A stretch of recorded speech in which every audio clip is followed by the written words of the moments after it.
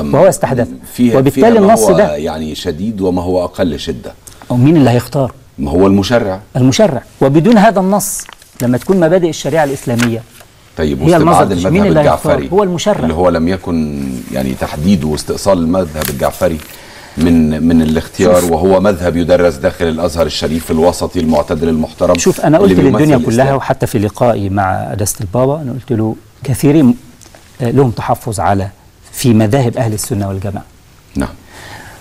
وانسحابكم الجمعية التأسيسية وانسحاب بعض الليبراليين كان أولى أن تبقوا عشان نتساند ونقتنع كلنا ونحسن هذا المعنى. ومع ذلك المعنى لا يخيف قانوني، لأنه لما تقول مذاهب أهل السنة والجماعة المذهب الجعفري يعتبر ضمن مذاهب أهل السنة والجماعة. وعندنا مواد في قانون زي قانون الوصية على سبيل المثال، في حاجة اسمها الوصية الواجبة.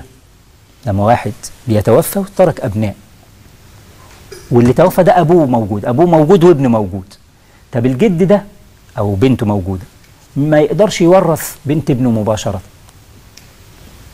ده موجود في مذهب الجعفرية حاجة اسمها الوصية الواجبة، إن البنت دي أو الابن ده ياخد ما كان يستحقه لو أبوه عايش، ياخده من الجد مباشرة. دي اسمها الوصية الواجبة، تخدم من المذهب الجعفري، وأخذت مذهب الجعفري باعتباره مذهبا من مذاهب أهل السنة. ومذهب أهل السنة مش المذاهب الشهيرة بس الأربعة دول، وإنما عشان كده كان في كلمة الأربعة، كله رفض الأربعة، لا مذهب أهل السنة مطلقة، مذهب أهل السنة لا تقل عن 12 مذهب. بالتالي المجال واسع جدا، وهو فقه صحيح إن القرآن والسنة هو العماد بتاعه، لكنه فقه إنساني في النهاية، يمكن أن تضيف إليه ويمكن أن تقبل منه ويمكن أن ترفض منه. الفقه الإنساني دوت أنا أرفضه ليه؟ أنا لما لا أتواصل معه؟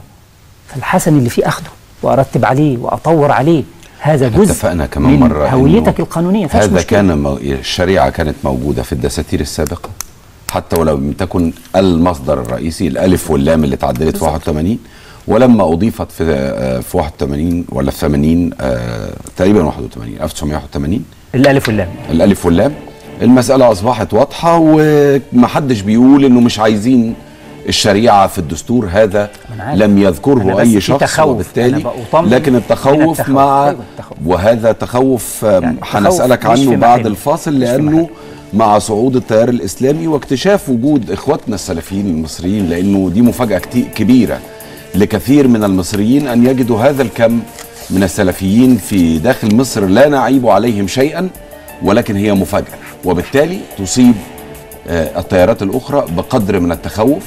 يجب في هذه الحالة معها إرسال رسالة طمأنينة إليهم منهم. هنتكلم دلوقتي ولا بعد الفاصل مباشرة؟